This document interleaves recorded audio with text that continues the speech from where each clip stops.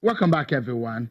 Well, some of his colleagues and friends, a lot of people describe him as a fearless man, a two-term governor of Edo State. But his recent assignment as a national chairman of the APC is not an easy one, indeed. The post-primaries era has come with intense controversies. The congresses of the party, too, ended with loads and loads of disagreements, leading to defections from the party. Recently, Mr. Adams Oshiomhole had an encounter with the Department of Security Service.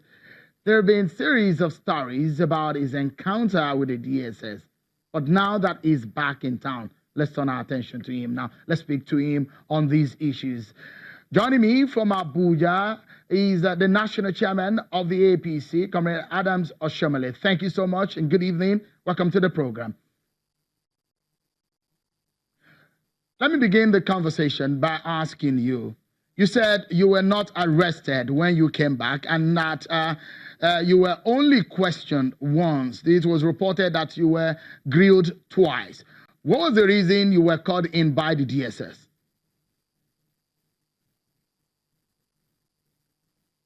Okay, let me take the question again, Comrade Adams Oshiomhole. You said you were not arrested by the DSS and that you were only called in for questions. It was also reported that you were called in twice. What was the reason you were called in by the DSS? Well, it's quite routine. I have had several meetings with the DG of SSS, both the current one and the previous one. And it is not unusual that they want to find out what is going on. And we share with them what we know. And sometimes they share with us what they hear. And I believe it's all in the interest of national security. So you were called in twice? No, I'm saying I have had, since becoming chairman, both the former DG and the current one, we've met a couple of times to discuss issues that has to do with the country, with our party. If they have information, if there are certain clarifications they need, we've had a conversation on a variety of issues.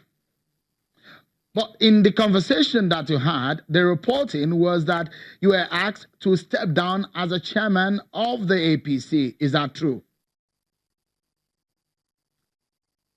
Well, I think for even on the man on the street, I wasn't hired by DSS, and I cannot be requested by DSS to resign or to retain the job.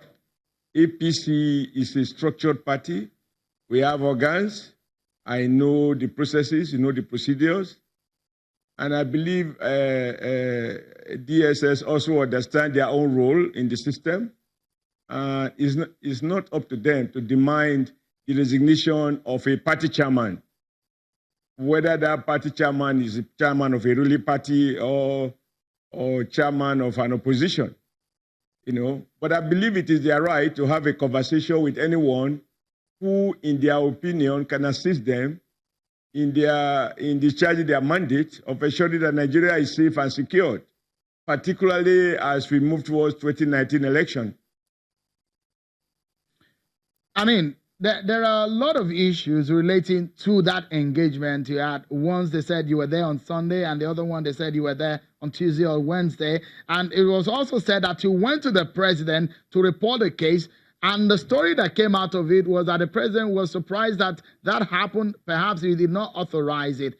Did you meet the president over your encounter with the DSS?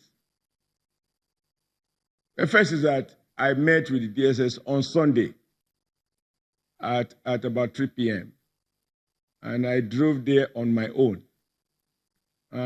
My meeting with the president, the president is the president of Nigeria, and he's elected on the platform of our party, of which I am privileged currently to be the chairman. And for any observer of the development in Nigeria, I visit the villa at least 2-3 times a week. I have a duty to brief Mr. President what we are doing in the party. And I also have the privilege of learning from the president what the government is doing as it relates to what the party expects of the government elected on our platform. So, which is why if you play back the story, you will find that I have a couple of engagements with media house, Villa correspondence a couple of times. So meeting the president is not news at all. Those are my privileges, and I think it will continue to be so for as long as Mr. President is gracious enough to give me the privilege to want to know what we are doing in the party, and also to hear my own suggestion on a variety of issues as they affect governance and as they affect our party and as they affect our country. Mr. Chairman, you've been reporting to the president on the state of affairs of your party, and from what you have told us, why is it that the president looks like he's taking charge of the party? There's been a series of meetings with the president with some aggrieved members of the party. It does look like the president holds every day party meeting at the villa. Are you still in charge? That is not correct at all. If there is one thing that you must grant to President Muhammadu Buhari is the fact that he insists that the government is different from the party, that party matters should be handled by the party while he presides over the governance of the federation. But it goes without saying that because we are in a democracy and the system does not allow for independent candidate, the president is conscious of the fact that he was elected on the platform of the All Progressive Congress. And so it is natural that we compare notes, and I share with him what is going on in the party, what I hear, and also have the privilege of learning from him, his thinking, and his position on a number of things. That does not make him the supervisor of the party. Just like it doesn't make me as chairman the supervisor of the government. That's the way it should be. I mean, the good thing is that we have a president who keeps telling people that the party matter should be run by the party people. But I must also admit that on a couple of times I've asked to request that he is not just the president of the country, he's also the overall leader of the party. And there are issues which, by reasons of his position and the respect he commands within the rank and file of our party, there are issues that I plead with him to help to intervene with a view to resolving, particularly when people have issues and they are aggrieved. And I believe that a handshake with the president might just be what they need to feel reassured that the president appreciates them. So that doesn't make him overbearing president. This president is totally different from any president before him. Yeah. Which is why he has never asked me to change any decision that the party has taken. The National Working Committee has absolute powers to exercise all of those powers and privileges as provided for in the constitution of the APC. Mr. Chairman, there are allegations against you relating to issues of financing. In fact, there are issues that people paid as much as 50 million naira to get ticket. Is that true? Well, you have to ask them who they pay to. What I can account for, which we did publicly and within the provision of our constitution, is that we did publish what it requires for one to express interest in the presidency and the cost of nomination for presidential candidate or presidential aspirants, the race for senators, for House of Rep, for governors, and House of Assembly.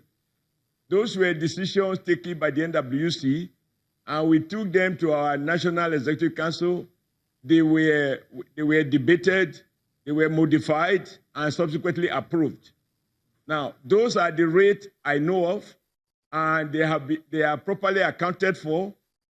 And unlike before, we insisted that there will be no cash transaction, and everybody that paid through the bank.